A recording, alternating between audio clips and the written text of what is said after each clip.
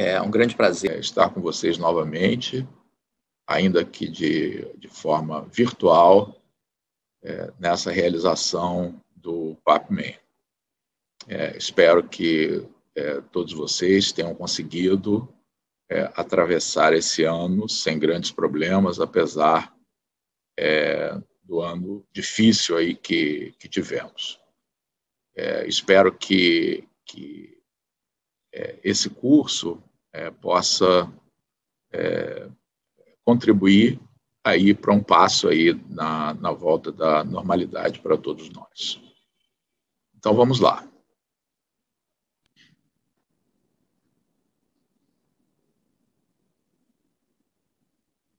Nosso tópico para essa realização do PAPMEN é Algoritmos, parte 2. E o parte 2 se refere ao fato de que, na realização de janeiro de 2020, nós começamos a falar sobre algoritmos e abordamos, além da noção de algoritmo, fluxogramas, pseudocódigos e um pouquinho de programação em Python. Eu recomendo, principalmente para aqueles que não estiveram presentes, mas também para aqueles que estiveram aqui, dar uma olhada na aula de janeiro de 2020, que pode ser encontrada nesse endereço que vocês veem aqui na tela. Certamente, se vocês foram capazes de encontrar esse vídeo de 2021, certamente encontrarão o vídeo para janeiro de 2020. Então, quem não assistiu o curso, ou assistiu, mas não lembra do que a gente fez, façam isso, tá? Deem uma olhada nessa aula, e aí nos encontramos aí no próximo slide. Então, para relembrar o que nós fizemos ali naquela época, nós vamos ver um exemplo que vai nos permitir revisar boa parte das coisas que fizemos no curso de um ano atrás. Então, o problema que eu vou querer examinar é o problema de verificar se um certo valor pertence a uma lista de valores. Então, eu vou dar uma lista de números, por exemplo, e quero saber se um outro número dado está ou não nessa lista. Claro que a ideia básica para a gente fazer isso é bastante óbvia. A ideia básica é a gente percorrer elemento por elemento da lista, comparando com o valor procurado. Se em algum momento essa comparação resultar em igualdade, nós teremos encontrado esse valor. Se nós chegarmos ao final da lista sem encontrar nenhum elemento que seja igual ao valor, é porque esse valor não está na lista. Para a gente poder colocar essa ideia básica a serviço de um programa que possa ser executado, convém a gente passar por determinadas etapas. Uma etapa possível e que é bastante importante para a gente, porque está na lista de conhecimentos que a nova base curricular pede que os alunos do ensino médio possuam, é representar esse algoritmo descrito por essa sentença como um fluxograma. Então, esse fluxograma que está na tela, ele descreve as diversas etapas desse procedimento. Então, o primeiro passo aí no fluxograma é a gente obter a lista de valores contendo os valores a serem examinados e o valor a ser procurado, tá? Que é igual a V. Então, nós começamos o nosso algoritmo determinando quantos elementos há na lista, tá? E nós vamos ter uma variável I que vai nos permitir percorrer elemento por elemento da lista, verificando se o valor V está nessa lista. Então, a cada passo, tá, nós vamos comparar o valor V com o iésimo elemento da lista e vamos fazer a pergunta: esses valores são iguais? Se eles forem iguais, pronto, a gente encontrou o valor V na posição I, porque o I está indicando a posição que a gente está olhando na lista. Se o valor LI não coincide com o valor V, nós vamos em frente. Tá? Então, antes de mais nada, a gente verifica se é o caso de ir em frente.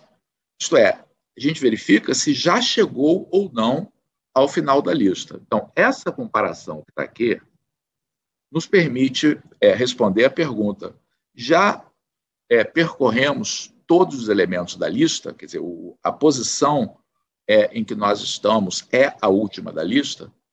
Então, se for, não há mais nada a fazer.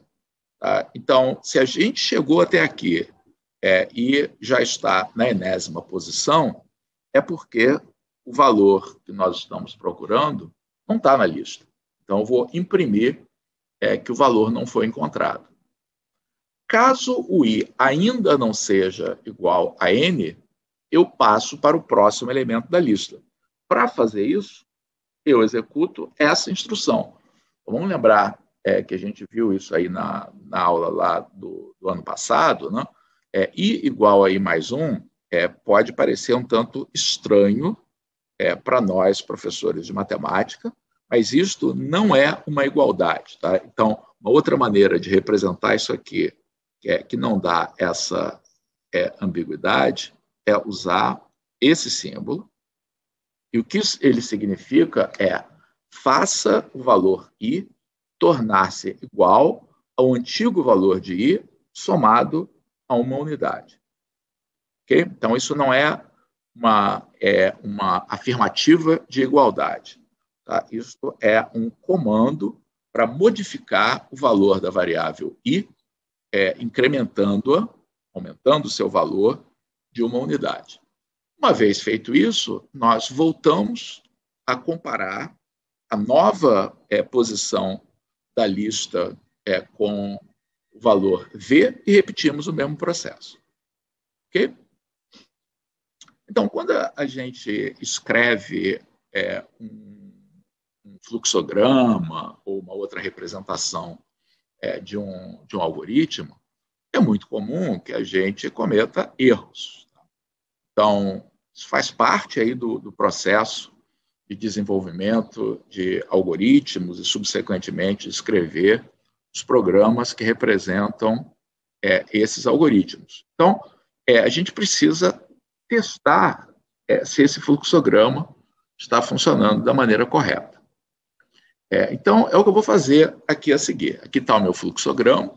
Tá? Nós vamos experimentar como esse fluxograma funciona com uma lista. Vou pegar uma lista curta aqui, 2, 7, 3, 5, e eu vou querer verificar, por exemplo, se o valor 7 está na lista. Mas é claro que está, ok, mas vamos ver se o nosso fluxograma dá conta dessa tarefa.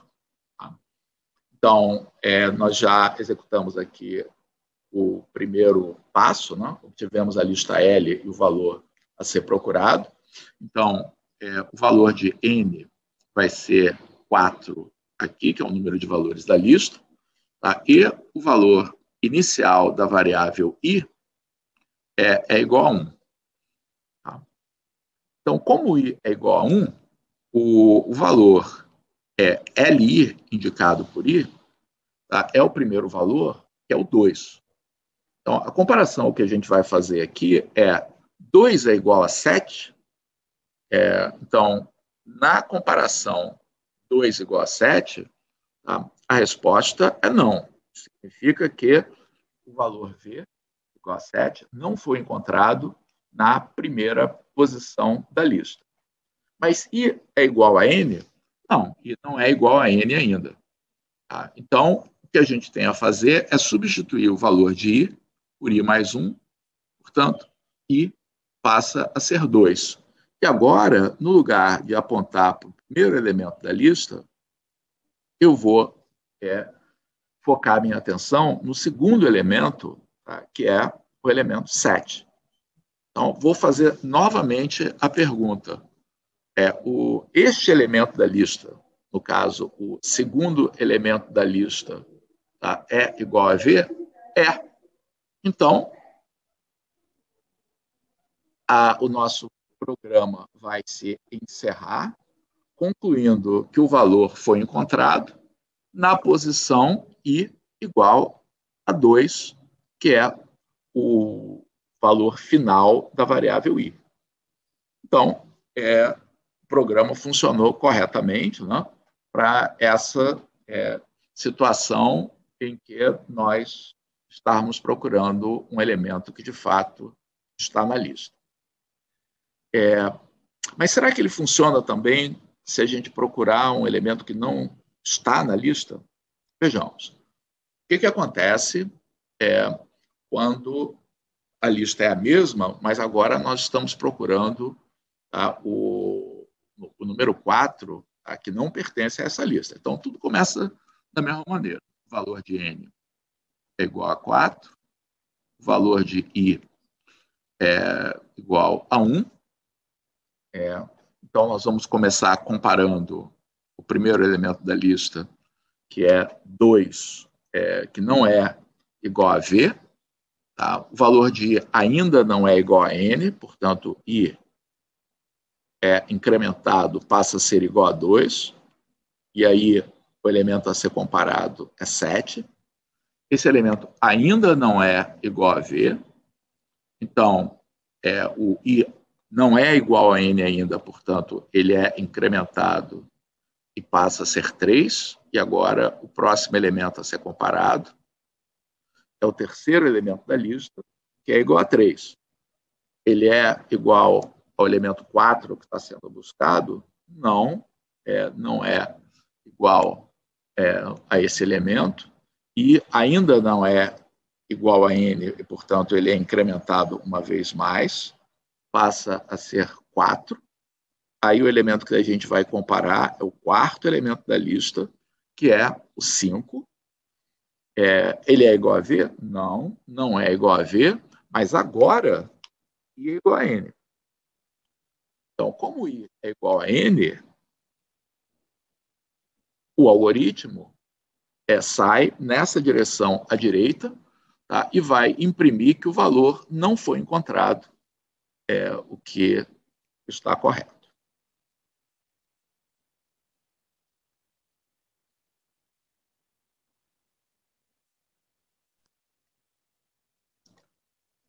Este exemplo, então, nos permitiu rever a ideia de fluxograma, e como a gente entende o funcionamento de um fluxograma e verifica se ele está funcionando para desempenhar a tarefa para a qual ele foi criado. No entanto, fluxogramas eles não são a forma mais conveniente para a gente representar um algoritmo se a gente vai querer transpô-lo para uma implementação em computador com uma linguagem moderna. Isso se deve ao fato de que as linguagens atuais elas têm construções que tornam mais simples os chamados laços, que são essas estruturas circulares que a gente tem no fluxograma, verificar se uma condição foi satisfeita, se não foi satisfeita, a gente volta ao ponto inicial. Nas linguagens de programação originais, lá da década de 50, por exemplo, elas faziam, implementavam esses laços de uma forma muito próxima ao que o fluxograma indica. Nas linguagens mais modernas, isso normalmente é feito utilizando estruturas de repetição que abreviam esse processo, e por isso é mais interessante, na maior parte das vezes, no lugar de utilizar um fluxograma, utilizar o que a gente chama de um pseudocódigo, que é uma descrição que é muito próxima ao que vai ser a implementação no computador. Vamos ver como seria o pseudocódigo para desempenhar exatamente a mesma tarefa.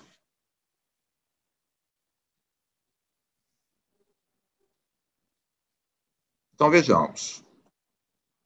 Como antes, eu tenho como valores de entrada aqui do algoritmo a lista L e o valor que eu estou buscando. Eu começo definindo N como sendo o número de elementos na lista e, como antes, eu tenho um indicador do elemento que está sendo examinado da lista nesse instante. Uma novidade aqui é que eu vou utilizar nesse pseudocódigo uma variável lógica. Isto é, uma variável que contém um valor verdadeiro ou falso. Essa variável lógica vai indicar se, até esse momento, pelo menos, se eu encontrei ou não o valor V. E aqui a gente tem aquela estrutura, uma estrutura de repetição que eu mencionei agora há pouco, tá? Que é representada por essa palavra enquanto. Nos programas, são nas linguagens de programação, que são baseadas aí na língua inglesa, né, isso vai aparecer representado pela palavra while, que significa enquanto em inglês. Observem que ao lado de enquanto existe uma condição que vai me dizer até quando eu preciso repetir o que fica dentro dessa estrutura. Então, eu vou continuar procurando enquanto duas condições forem satisfeitas. Enquanto eu não cheguei ao final da lista, isso é caracterizado pelo fato de I ser menor ou igual a N, e ainda não encontrei o valor a ser buscado. Então, quando eu chegar ao final da lista, ou eu estiver encontrado o valor, eu não preciso mais continuar a minha busca. Então, enquanto eu não encontrei e não cheguei no final da lista, tá, eu vou comparar o elemento que está sendo, que eu estou percorrendo da lista, que é o L índice I, com V. Se for igual, é porque eu encontrei.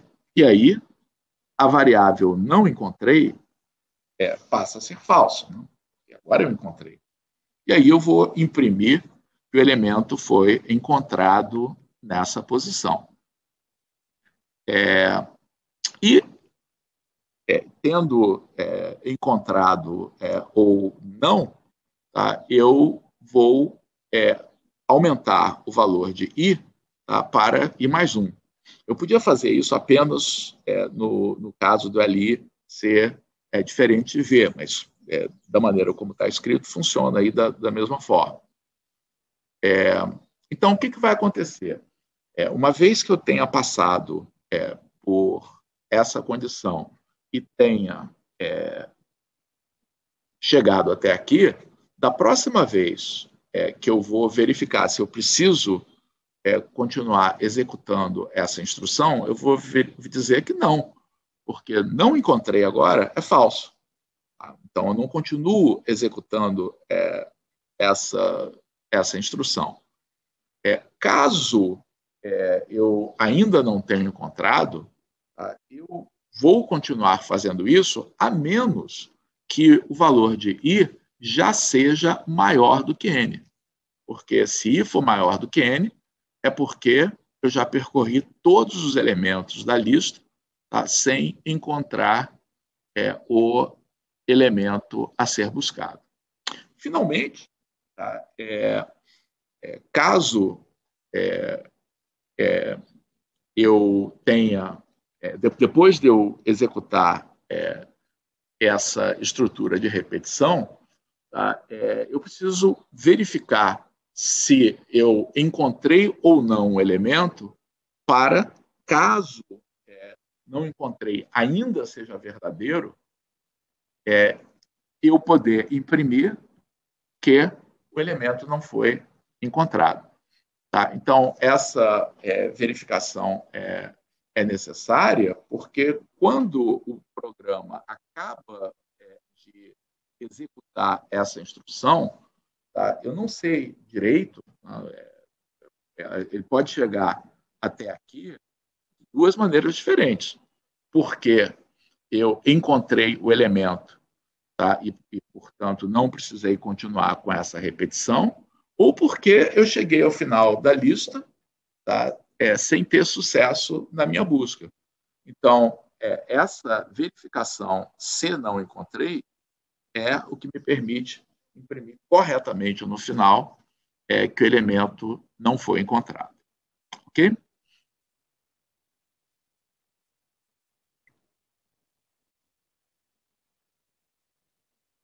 Nosso próximo passo agora é transformar esse pseudocódigo em um programa em alguma linguagem de programação. No curso de janeiro de 2020, nós vimos exemplos de implementações dos nossos algoritmos na linguagem Python, e que eu vou utilizá-la novamente nessa realização para completar o ciclo, né? Para a gente poder verificar, tá, que, de fato, o pseudocódigo que a gente escreveu está bem próximo daquilo que é um programa capaz de rodar no computador. Então, eu vou mostrar para vocês um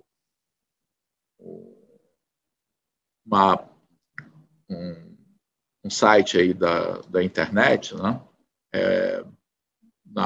No curso passado a gente usou um site, aqui eu estou usando um outro aqui como exemplo, esse onlinegdb.com, onde se pode escrever um programa em Python, tá, e executá-lo. Então vejam como que o programa é muito próximo do nosso pseudocódigo. Eu vou especificar qual é a minha lista, e tem esse comando que está aqui, o input valor a ser procurado, ele vai nos pedir na tela o valor que a gente vai querer encontrar nessa lista. O int que está aqui é porque eu vou querer transformar isso aí num número. Aí são detalhes da linguagem Python que eu não vou entrar tanto aqui nesses detalhes com vocês. Então, o que isso aqui está fazendo é indicando qual é a lista e qual é o valor que eu vou procurar. Então, o algoritmo começa aqui. Um outro detalhe, tá, é que No lugar de começar com i igual a 1, eu preciso começar com i igual a 0. O que acontece é que cientistas da computação, em geral, têm o hábito de começar a contar por 0. Então, em várias linguagens de programação, quando você descreve uma lista, o primeiro elemento é o elemento de índice 0, o segundo de índice 1 e assim por diante. Tá? Então, por isso, o i é igual a 0, e por isso também a minha comparação aqui não é i menor ou igual a n, e sim i menor do que n. Quando i já for igual a n, é sinal de que eu já passei do último elemento. O resto é exatamente o que a gente fez com as adaptações para o Python. Então, não encontrei é uma variável lógica, cujo valor inicial é true, verdadeiro. Antes aqui, n, que é o comprimento da lista L, a gente usa essa função do Python, len, que é uma abreviação de length, quer dizer, o comprimento da lista L. Então, enquanto i menor do que n, and, quer dizer, e, não encontrei, eu vou fazer a comparação. Se li é igual a v, então, um outro detalhe é que quando eu uso igual para uma comparação na linguagem Python, eu preciso representar dessa maneira, igual, igual. A gente usa igual quando é para fazer uma atribuição, i igual a 0, n igual a len de L. Quando é para fazer uma comparação, igual é escrito desse modo. Então, se L é I, então, em vez de escrever L índice I, a gente escreve L colchete I, entre colchetes I. Se for igual a V, eu escrevo que foi encontrado na posição e acrescento qual é essa posição.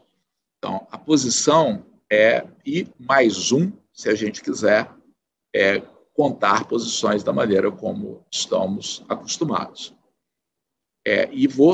Se isso acontecer, a minha variável não encontrei, tá, torna-se falsa para que eu não continue a executar a instrução que fica dentro aqui do while. E eu, depois de fazer essa verificação, eu aumento o valor de i. Então, quando é que eu termino de executar isso aqui? Eu termino de executar isso aqui ou quando eu tiver encontrado o elemento, ou quando eu estiver esgotado a minha lista. E, finalmente, para poder verificar se eu devo imprimir o não encontrado, eu vou lá e verifico qual é o valor da variável não encontrei. Então, se não encontrei continua sendo verdadeiro, isto é, eu jamais fiz isso aqui, então eu imprimo não encontrado. Se o não encontrei é falso, eu já imprimi isso aqui antes. Não preciso fazer isso que está aqui. Então, vamos experimentar. Então, eu vou rodar aqui esse algoritmo. Então, como eu falei, ele me pergunta qual é o valor que eu vou querer procurar nessa lista. Então, digamos que eu queira procurar o elemento 7 da lista. Ele responde, sim, foi encontrado na posição 2. Se eu rodar novamente e agora colocar um valor que não está na lista, como 10, ele responde, não encontrado. Então, esse programa em Python implementa o resultado final aí desse nosso dessas nossas etapas percorridas na criação desse algoritmo simples. Ok?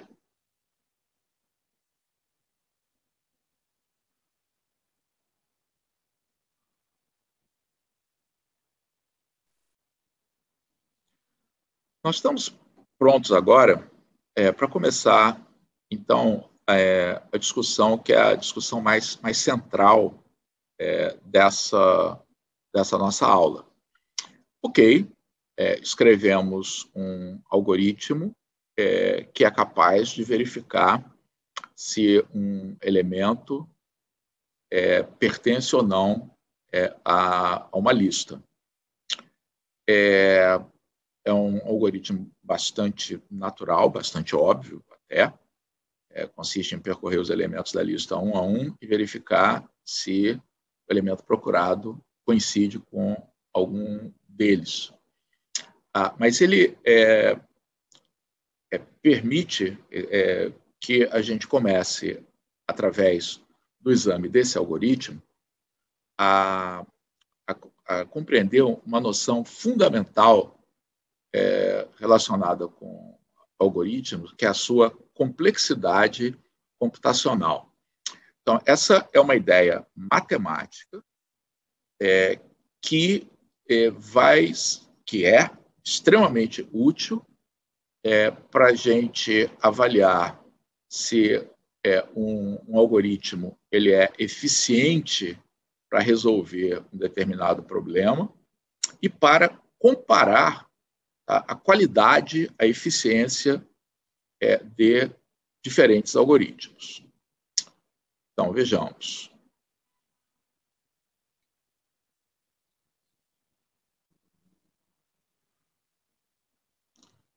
Então, a ideia de complexidade computacional é a de uma medida abstrata do tempo de execução de um algoritmo. É uma noção matemática relacionada a um algoritmo.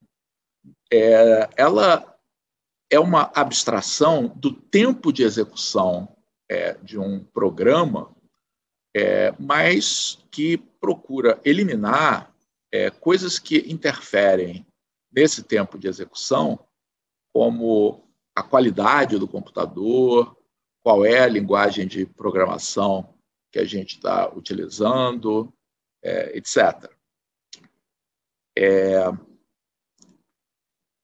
Para isso, a complexidade computacional, tá, ela vai simplificar a medida do tempo de execução, considerando que cada instrução vai requerer o mesmo tempo de execução, tá, e dizer que esse tempo de execução é unitário. Na verdade, no computador, pode ser que diferentes instruções demorem diferentes número de ciclos de execução, diferentes tempos. Tá? E é por isso que, na complexidade computacional, nós vamos... Ela é expressa nessa notação O de f de n. Isso significa apenas que, no pior caso de execução do algoritmo, o número de instruções executadas é menor ou igual do que uma constante vezes essa função f de n.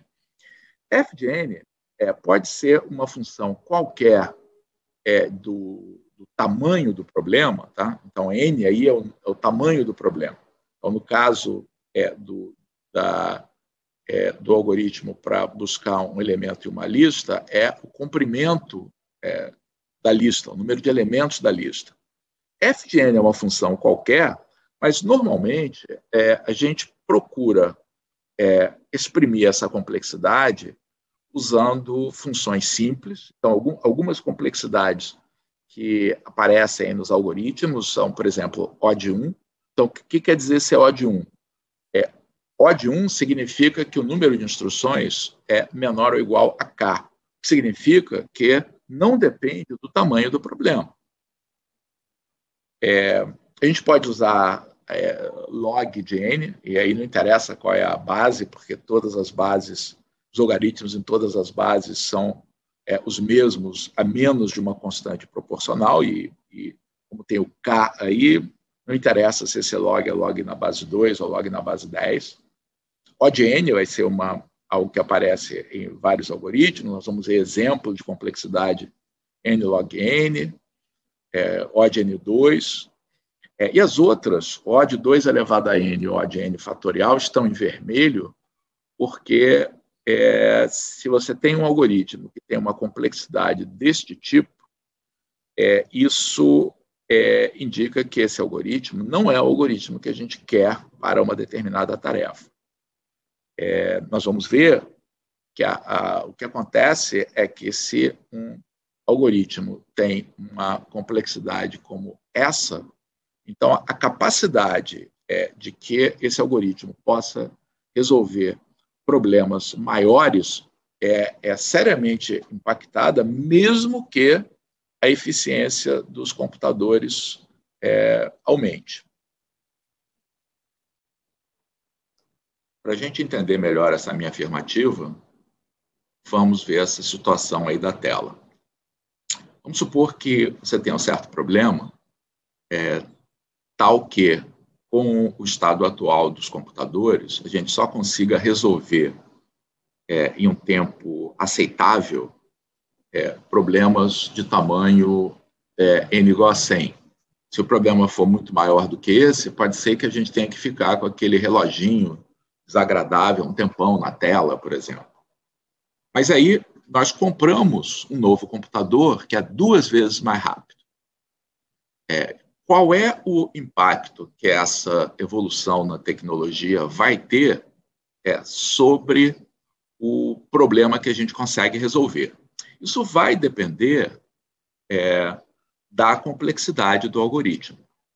Então, vejamos, se o algoritmo ele tem complexidade O de n, então a relação entre n e n' é a seguinte, quer dizer, o novo problema que eu consigo resolver vai ter um tempo de execução que é da forma k vezes n'.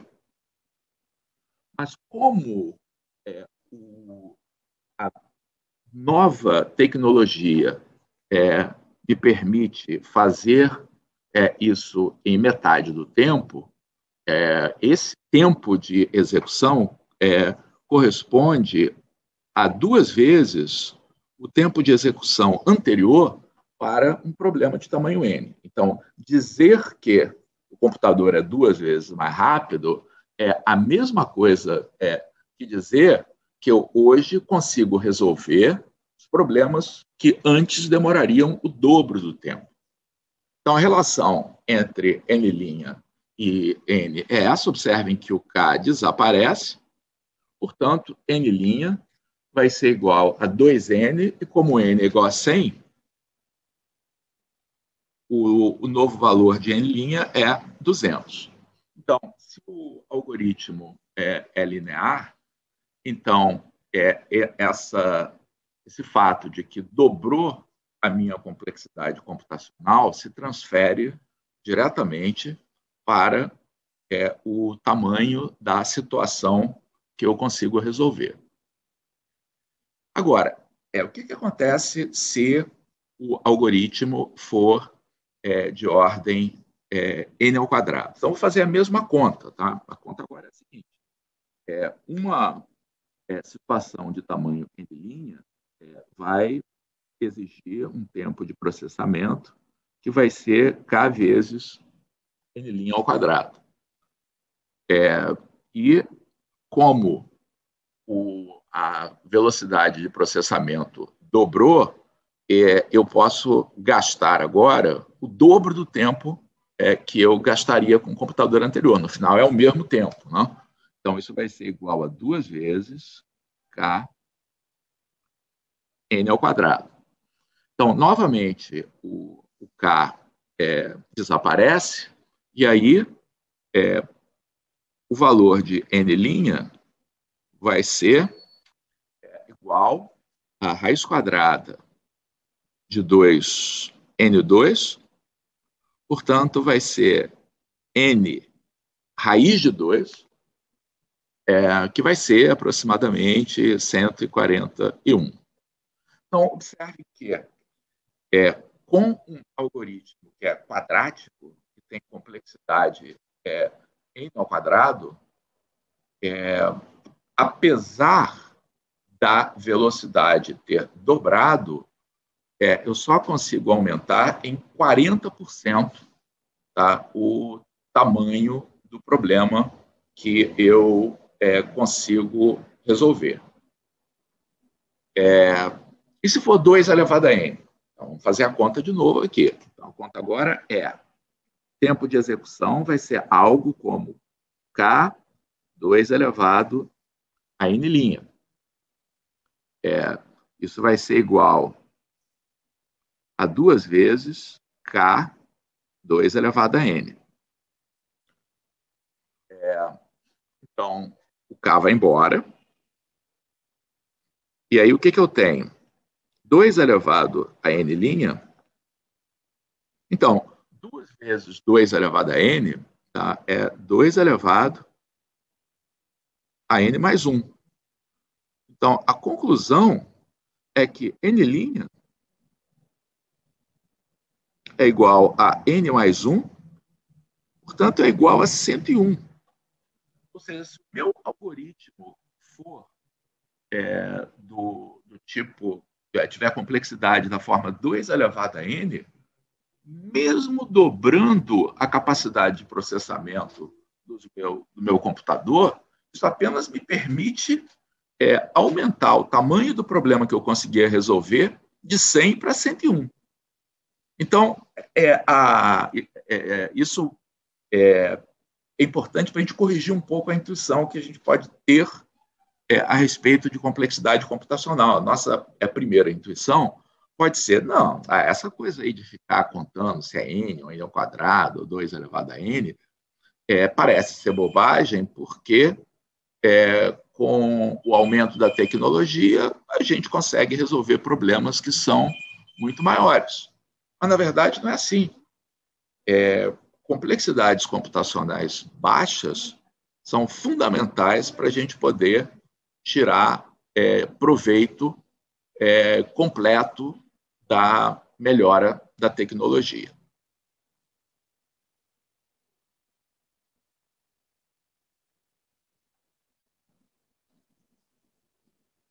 Vamos ver, então, qual é a complexidade computacional do algoritmo de procura de um elemento em uma lista que nós acabamos de descrever. Então, a primeira observação é que essas instruções aqui no topo são executadas uma única vez no algoritmo, quer dizer, não dependem do número de elementos da lista. Então, são 3 instruções, mas podiam ser 10, podiam ser 100, qualquer coisa que não dependa do tamanho do problema é O de 1, na verdade, não vai impactar complexidade. A chave para complexidade está no número de vezes que a gente executa a estrutura de repetição. O trabalho realizado dentro da estrutura de repetição também é O de 1. No máximo 4 instruções aí vão ser executadas. Mais uma vez, não interessaria se essas são 4, ou 10, ou 100, ou 1000, desde que seja um número fixo, isto é O de 1. Só que o número de vezes que a gente vai executar isso sim vai determinar a nossa complexidade. Então, o maior número possível de vezes de execução da estrutura de repetição ocorre quando a gente não encontra o elemento na lista. Quando a gente não encontra o elemento na lista, a gente percorre todos os elementos da lista antes de poder concluir que ele não está lá. Então, essa estrutura de repetição é executada, no máximo, N vezes. Isso, então, nos permite concluir que o tempo de execução total do algoritmo é O de n, ou seja, que a complexidade do algoritmo de procura de um elemento em uma lista é O de n. Para a gente refletir se isto é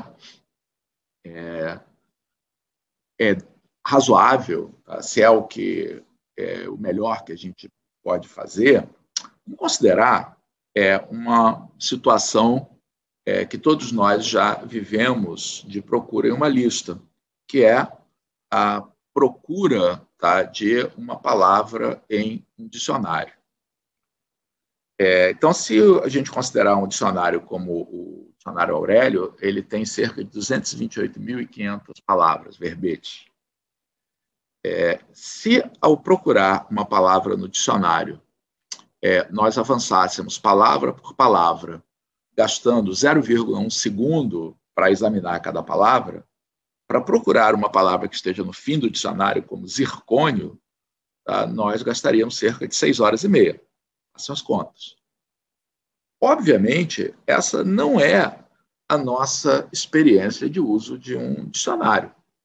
A gente rapidamente localiza uma palavra no dicionário. O que permite que isso aconteça é o fato fundamental, tá, de que as palavras em um dicionário estão organizadas em ordem alfabética. E como nós vamos ver a seguir, o fato da gente ter uma lista em que a gente saiba que os elementos estão organizados de forma crescente, segundo uma ordenação, permite que o problema de localizar um elemento na lista ou descobrir que ele não está lá possa ser feito de maneira muito mais eficiente.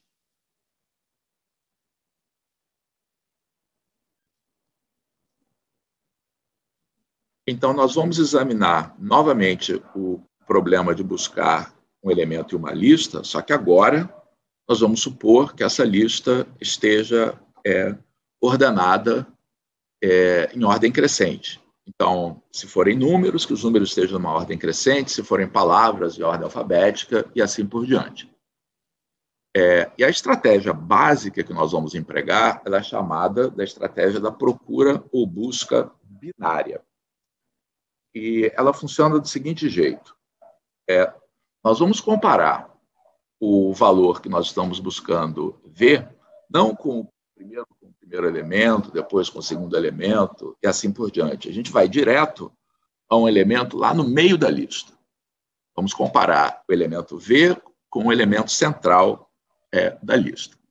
E aí, 3 coisas podem ocorrer. A primeira possibilidade é que a gente dê sorte e V seja exatamente igual a esse elemento. É claro que, tipicamente, vai ser realmente muita sorte isso acontecer nas primeiras etapas do algoritmo. Mas a gente vai ver a seguir que, à medida que ele prossegue, isso deixa de ser uma sorte. Quer dizer, se o elemento estiver lá, isso vai acontecer mais cedo ou mais tarde.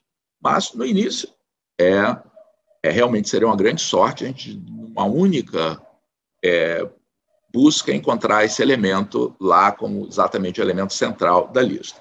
É mais provável que aconteça uma das seguintes 2 possibilidades. A primeira é que V seja menor do que esse elemento central. Então, como a lista está ordenada, tá? Se o elemento V estiver nessa lista, ele só pode estar na metade da esquerda, conforme assinalado aqui. Ele não pode estar na metade da direita. Isso me permite descartar pelo menos metade da minha lista. O próprio elemento LM, e tudo que estiver à direita dele, isso é, no mínimo, a metade da lista, pode ser eliminada numa única busca. Isso vai permitir melhorar de maneira muito significativa o desempenho desse algoritmo. A outra possibilidade, naturalmente, é V ser maior do que LM. Então, se V for maior do que LM, da mesma maneira, eu garanto que, se ele estiver na lista, só pode estar na lista da direita, metade direita aí dessa lista e, portanto, eu vou repetir o processo somente para essa metade da lista. Ok? Então, vamos ver como é que seria um pseudocódigo para um algoritmo que implemente essa ideia. Então, esse algoritmo, como antes, ele tem como dados, como entrada, o valor L, a lista L e o valor V. Então, a lista L e o valor V são, como antes, os dados aqui para o algoritmo. E o algoritmo vai trabalhar, tá, com dois valores que vão indicar qual é o pedaço da lista em que o elemento que eu estou buscando pode estar. Tá? Então, quando eu começo, tá, eu tenho aqui a minha lista. Então, quando eu começo com o meu algoritmo, o Mzinho aponta para o mínimo aponta para esse primeiro elemento e Max aponta para o último elemento. Tá? Então, a verificação que a gente vai fazer a cada passo para determinar se o processo está terminado ou não é se ainda há alguma parte da lista em que o elemento pode estar. Então, essa condição, máximo ser maior ou igual a mínimo, serve exatamente para isso. Isso vai ficar mais claro quando a gente fizer os exemplos aí a seguir. A gente vai entender que realmente, quando não houver mais elementos a buscar, tá, o máximo se torna menor do que o mínimo, e isso indica que não há mais lista, um pedaço da lista em que o nosso elemento possa estar. Então, como é que funciona? A gente obtém o elemento central da lista. Então, essa conta mínimo mais máximo sobre 2 pode produzir um número inteiro, um número inteiro mais meio. Né? Então, a gente está entendendo que, ao fazer esse mínimo mais máximo sobre 2, a gente escolhe aí qual é o nosso critério. Então, nos exemplos que eu vou fazer, eu vou supor que eu vou abandonar a parte fracionária e ficar sempre com a parte inteira do número. Mas o que importa é que isso vai produzir, tá, um valor que vai estar lá no meio da nossa lista. E aí, nós vamos comparar o valor V, tá, com esse valor que está nessa posição.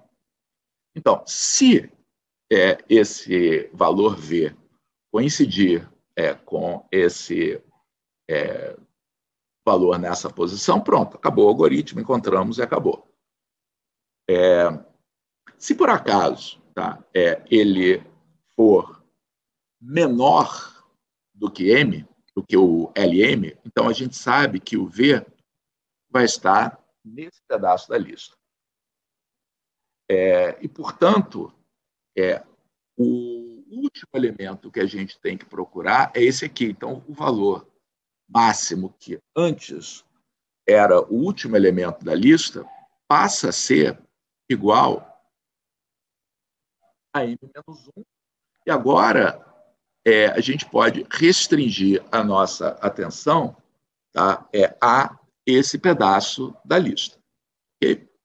Se for ao contrário, quer dizer, se V for maior do que M, então o pedaço da lista em que o elemento pode estar é esse, e aí isso faz com que o novo mínimo seja igual a M mais 1. Okay? Então, à medida que isso prossegue, tá, o que pode acontecer? pode acontecer que da gente chegar a uma determinada situação, tá, em que essa lista se reduziu a apenas um ou dois elementos. Então, se ela tivesse reduzido a um único elemento, mínimo, máximo e M vão ser um único valor. Tá? E aí, quando você fizer executar essa instrução de fazer o máximo ser igual a M menos 1 ou o mínimo ser igual a M mais 1, o máximo vai se tornar menor do que o mínimo. Tá? Isso vai nos levar à parada do algoritmo. Ok? Então, a melhor coisa aí para a gente, de fato, entender que isso, de fato, funciona, tá? Nós fazemos alguns exemplos para ver como é que o algoritmo, de fato, procede. Então, nós vamos considerar a lista L. Observem que os elementos dessa lista L estão em ordem crescente. Isso é fundamental para esse algoritmo. E nesse exemplo, nós vamos buscar um elemento que, de fato, está na lista. Tá? Então, vamos executar aqui o algoritmo. Então, essa lista tem 8 elementos. Logo, quando ela começa, o valor do mínimo é igual a 1. O valor do máximo, tá, é igual a 8. Então, eu vou fazer o valor de M aqui, vai ser 1 mais 8 sobre 2. E, como eu falei, eu vou arredondar para baixo. Tá? Então, às vezes, a gente usa esse símbolo aqui para indicar que o valor está sendo arredondado para baixo. 1 mais 8 sobre 2 vai dar 4,5. Então, eu vou considerar que o valor central é o quarto elemento. Então, o M que eu vou considerar é esse elemento que está aqui, que é o 7. Então, comparando V com LM, tá? A gente observa que 5 é menor do que 7. A gente não encontrou o elemento naquela posição, mas já sabe que o elemento só pode estar na parte esquerda, tá, aqui da nossa lista. Tá? E, portanto, isso, de acordo com o que diz aqui o algoritmo, é essa instrução que a gente vai executar. Então, o valor do máximo deixa de ser 8 e passa a ser M menos 1, que é igual a 3. Então, com isso, a gente está focando a atenção na parte esquerda aqui da nossa lista. Então, vamos recalcular, tá, qual é o novo valor de M. Então, M não é mais isso, o Mzinho vai ser 1 mais 3 sobre 2, que é igual a 2. Nesse caso, o resultado é um número inteiro. Então, agora, o Mzinho não está mais apontando para cá, está apontando para cá. Então, novamente, a gente faz a verificação. O valor buscado é igual ao elemento na posição 2 da lista, que é o 4? Não. Ele é maior do que ele. Então, como ele é maior do que ele, é essa instrução que vai ser executada. Tá? Então, o novo valor do mínimo, tá, vai ser igual a 2 mais 1, que é igual a 3. Então, observem que agora o mínimo e o máximo são iguais. Okay? Então, quando eu faço a atualização do M lá no meu loop, no meu laço, esse M agora, mínimo mais máximo sobre 2, é 3 mais 3 sobre 2, que é 3. E agora, quando eu comparo o V com o M é 3 mais 3 sobre 2, que é igual a 3, não? Portanto, agora o Mzinho está apontando para o elemento 5. Quando eu comparo o meu valor com esse elemento, eu verifico que agora V é igual a LM. Então, o não encontrei é falso. Tá? Eu informo que esse elemento foi encontrado na posição 3 e o algoritmo termina com sucesso. Ok? Então, observem que, apesar da lista ter 8 elementos, eu precisei comparar o V com apenas 3 elementos da lista até encontrar.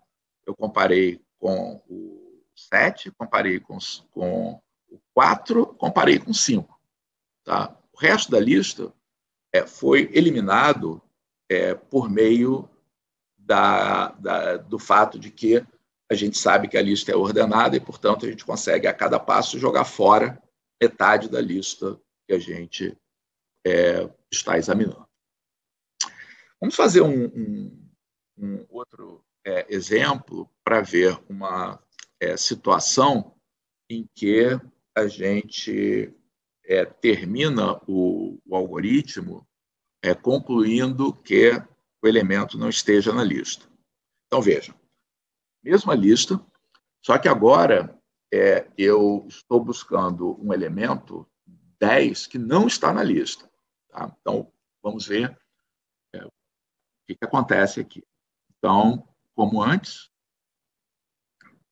o valor mínimo é 1, o máximo é 8, e na primeira execução aqui do algoritmo, o Mzinho vai ser 1 mais 8 sobre 2, 4,5, que a gente vai arredondar para baixo, Mzinho vai ser igual a 4. Então, a primeira comparação que a gente vai fazer, então aqui está o Mzinho, né? É o 7. Então, eu vou comparar o meu elemento 10 com 7. 10 é maior do que 7, portanto, nós vamos ter que buscar na parte direita da lista. Para fazer isso, o que acontece é que o mínimo passa a ser igual ao M mais 1, que é igual a 5. Então, a gente está procurando agora entre o elemento 5 e o elemento 8 da nossa lista. Então, qual vai ser o novo valor de Mzinho? 5 mais 8, 13. 13 sobre 2, 6,5, 6. Então, o próximo elemento que a gente vai usar para comparar é o 11. Então, como o nosso elemento buscado, 10, é menor do que 11, ele só pode estar na parte esquerda da lista. Então, o que isso faz é que o valor do máximo passa a ser igual a m menos 1, portanto, o máximo passa a ser 5.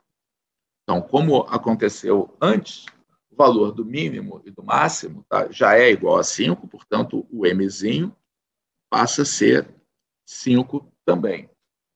Então, vamos ver o que acontece agora na comparação. V igual ao LM, que nesse caso é o 9, não, 10 não é igual a 9. 10 é menor do que 9? Não, 10 é maior do que 9. Então, a instrução que vai ser executada é essa aqui. Isso vai fazer com que o mínimo passe a ser M mais 1, que é igual a 6. Então, observem que quando nós formos verificar aqui no nosso laço essa condição, tá? O valor do máximo não é mais maior ou igual ao mínimo. O valor do máximo é menor do que o mínimo. Isso indica que não há mais elementos a buscar. Significa que nós já esgotamos, tá, todas as possibilidades, e aí essa estrutura de repetição termina. Tá? Nós jamais encontramos o nosso elemento, e aí o algoritmo vai terminar escrevendo que o elemento não foi encontrado.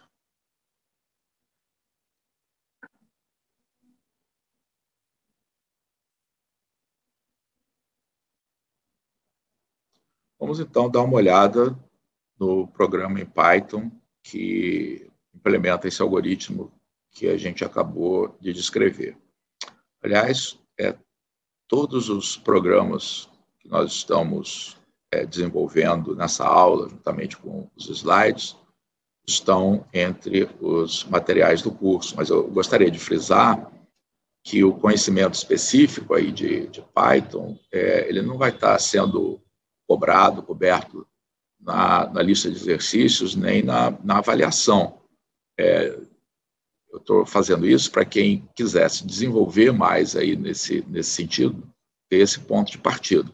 E a gente vai cobrar aí na lista de exercícios, na avaliação, são os aspectos matemáticos das descrições dos algoritmos em pseudocódigo, entender o funcionamento deles. Ok? Então, vejamos aí o algoritmo.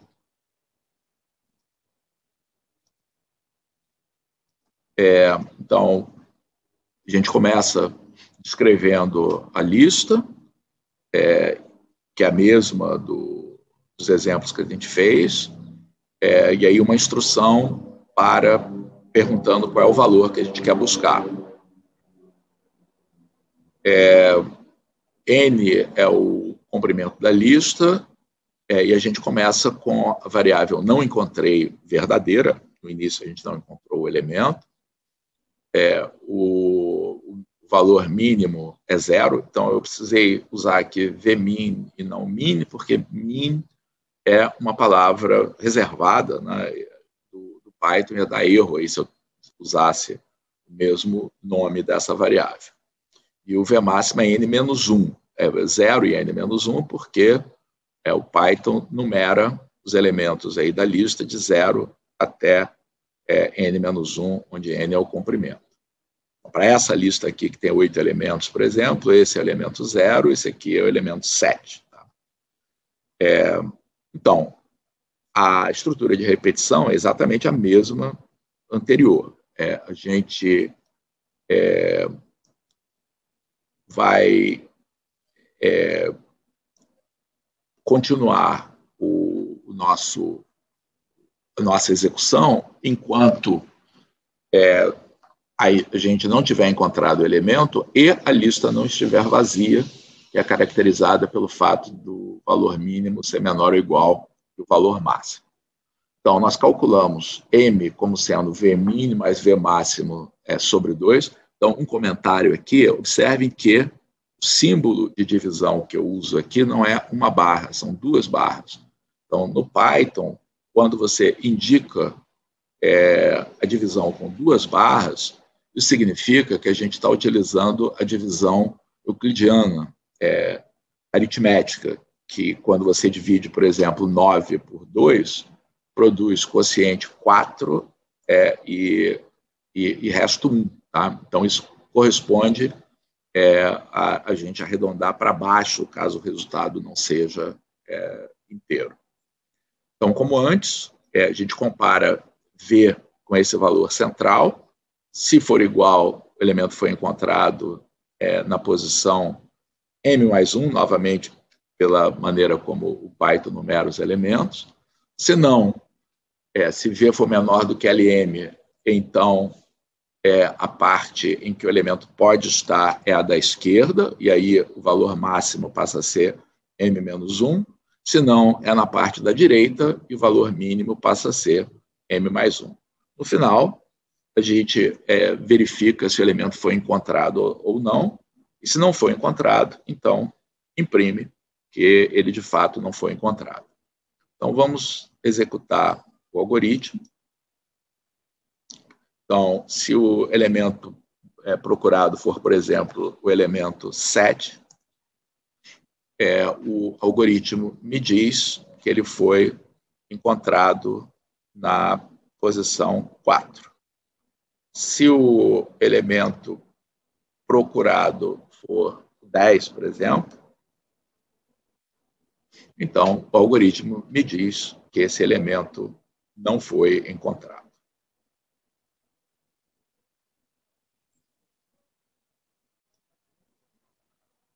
Vamos agora calcular a complexidade computacional desse algoritmo da procura binária. Então, como nós já vimos antes, né, a chave aqui para a complexidade está no número de vezes em que essa estrutura de repetição executa o seu interior. Porque o interior dela tem um número limitado de instruções. Então, ele é O de 1. Tá? Então, a questão é quantas vezes isso é executado. Então, o ponto-chave aí para isso é que se a minha lista tem N elementos,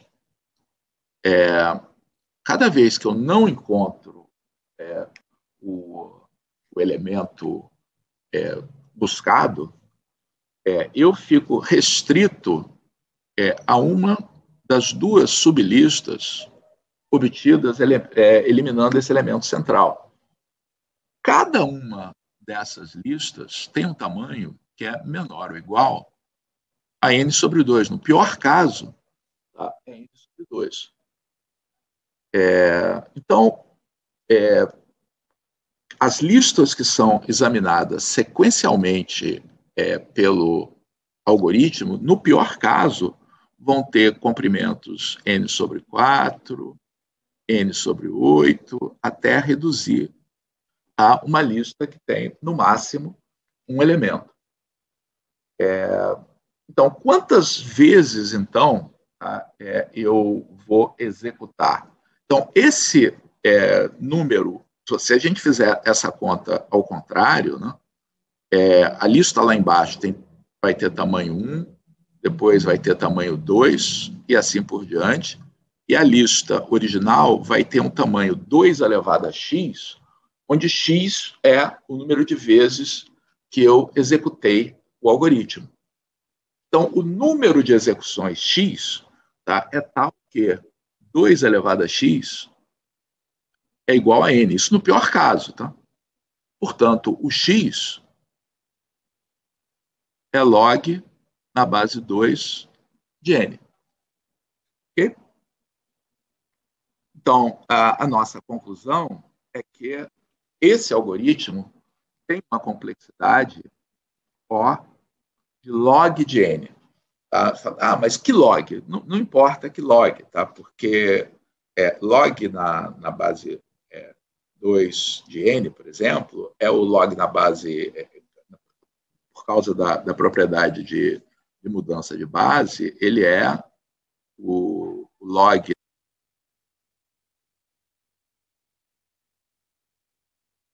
Ele é o log na base 10 de n, dividido pelo log na base 10 de 2, que é uma constante. Então, se é log na base 2 ou log na base 10, não afeta a complexidade computacional. Ok? E isso, na verdade, ele introduz uma melhora dramática no algoritmo, porque, voltando aqui ao caso lá da busca no dicionário, se você usa busca binária para procurar uma palavra, mesmo não usando as pistas aí da posição do dicionário pela letra inicial, etc., mesmo fazendo uma busca, simplesmente usando busca binária, mesmo que você esteja procurando uma palavra que começa por A, você fazendo a busca inicial lá pela palavra central do dicionário, no pior caso, você vai ter que examinar log na base 2 de 228.500, que são apenas 18 palavras. Então, no lugar de examinar 228.500 palavras para chegar até zircônio procurando uma a uma, tá? Você vai procurar, no máximo, 18 palavras, tá? Até chegar a palavra que você deseja ou determinar que ela não está no dicionário. Okay? Isso nos diz, tá, que a principal estrutura que a gente pode dar para uma lista é fazer com que ela esteja ordenada. Tá? Então, se uma lista está ordenada, a gente pode tirar partido dessa estratégia para executar procedimentos sobre essa lista de maneira muito mais eficiente, e isso justifica o fato de que o problema de ordenar uma lista seja um dos problemas centrais aí no estudo dos algoritmos. No curso de janeiro de 2020, nós estudamos um algoritmo para a ordenação de uma lista, que é o algoritmo Bubble Sort, e talvez a gente volte a discutir algoritmos de ordenação de lista em próximas realizações do PAPMEM. Por enquanto, nós ficamos por aqui. Espero que vocês tenham gostado. E eu gostaria de lembrar que esse tema, apesar de não ser muito escolar, ele agora está na Base Curricular Nacional e ele é uma ponte importante para mostrar como a matemática se relaciona com a tecnologia atual. Um abraço para todos.